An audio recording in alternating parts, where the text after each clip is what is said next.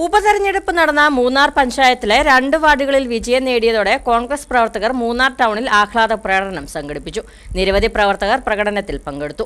മൂന്നാറിലെ ഉപതെരഞ്ഞെടുപ്പ് വിജയം കോൺഗ്രസിന്റെ കൂട്ടായ പ്രവർത്തനത്തിന്റെ ഫലമാണെന്ന് മുൻ MLA AK മണി പറഞ്ഞു. 2020 തദ്ദേശ ഭരണ തെരഞ്ഞെടുപ്പിലും മൂന്നാർ പഞ്ചായത്തിലെ 11ാം വാർഡിലും 18ാം വാർഡിലും കോൺഗ്രസ് ആയിരുന്നു വിജയം കൈവരിച്ചത്. പിന്നീട് ഇവിടെ നിന്നും വിജയിച്ചെത്തിയ അംഗങ്ങൾ LDF പാളയത്തിലേക്ക് പോയതോടെ 2 വാർഡുകളും കോൺഗ്രസിന് നഷ്ടമായി. ഇന്ന് പുറത്തുവന്ന ഉപതെരഞ്ഞെടുപ്പ് ഫലത്തിലൂടെ കോൺഗ്രസ് വീണ്ടും 2 വാർഡുകളും തിരികെ പിടിച്ചു.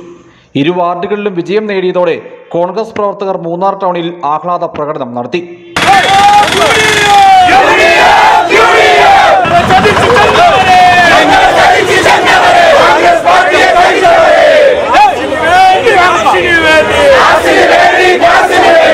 മൂന്നാറിലെ ഉപതെരഞ്ഞെടുപ്പ് വിജയം കോൺഗ്രസിന്റെ കൂട്ടായ പ്രവർത്തനത്തിന്റെ ഫലമാണെന്ന് മുൻ MLA AK മണി പറഞ്ഞു.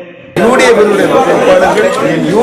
பொறுப்பாளர்கள், INDC பொறுப்பாளர்கள், இளைஞர் காங்கிரஸ் கட்சியுடைய பொறுப்பாளர்கள், மகளிர் அணியினுடைய பொறுப்பாளர்கள், கர்ஷக காங்கிரஸ் பொறுப்பாளர்கள், தலித் காங்கிரஸ் பொறுப்பாளர்கள் உட்பட அனைத்து இயக்கத்தை சார்ந்த தலைவர்களும் தொண்டர்களும் 10-20 நாளாக அவர்கள் உழைத்திருக்கக்கூடிய உழைப்பு சாதாரண உழைப்பாக எனக்கு பார்க்க முடியல.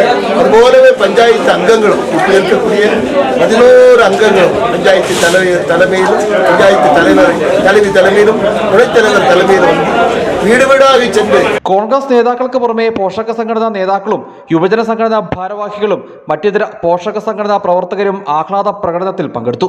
കോൺഗ്രസിൽ നിന്നും LDFിലേക്ക് കൂറുമാറിയ 2 അംഗങ്ങളുടെ അംഗത്വം തിരഞ്ഞെടുപ്പ് കമ്മീഷൻ റദ്ദാക്കിയ പശ്ചാത്തലത്തിലാണ് 2 വാർഡുകളിലും ഉപതെരഞ്ഞെടുപ്പ് നടന്നത്. ഏതാനും ദിവസങ്ങൾക്ക് മുമ്പ് അവിശ്വാസ പ്രമേയത്തിലൂടെ കോൺഗ്രസ് മൂന്നാർ പഞ്ചായത്തിലെ ഭരണവും തിരികെ പിടിച്ചിരുന്നു. News bureau, Adimali.